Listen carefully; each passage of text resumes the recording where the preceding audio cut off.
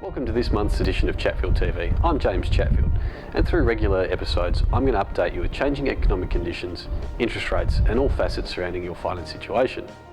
This week we are starting our property development series where we'll touch on all areas of property development. Beginning with the foundations of all property development, which can be the most challenging factor, is of course finance, right the way through to block selection and construction.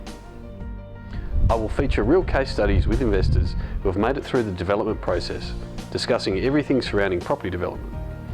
You'll hear about the highlights of property development as well as the pitfalls of what can go wrong. A number of people I assist often ask, how do I get started in property development? And it's a very good question. Now there are a number of possible structures you can consider when looking at developing a property.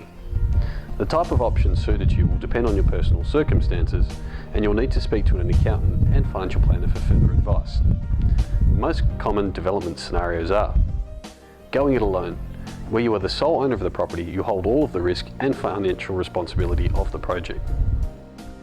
A joint venture option with an investor spreads the financial risk of the development, where you team up with another person and hold joint ownership over the property. The downside is that you also equally hold the debt of the project and are liable for your debt and the other person's in case of default. Lastly, syndication is a structure where a holding company or property owns the development of which you own a share of that company.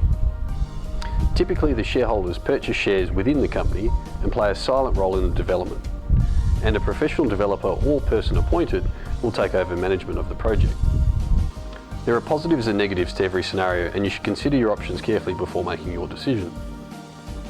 The next step is, how much money do I need to do a development? This is the golden question, which has varied answers due to the differences in a developer's finance structure and the difference of costs associated with every property. Here are some of the major costs that you'll need to consider when looking at development options. Costs and figures will vary on every property option, and no two are the same. Let's look at a block that's 800 square metres in size. The council has given approval to subdivide this block into two 400 square metre lots. If the cost of the block is $400,000, you will need approximately $40,000 plus costs including stamp duty and development costs.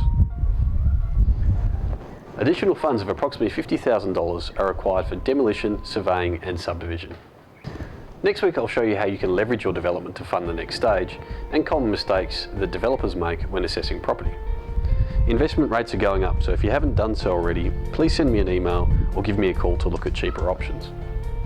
All the best and have a great month.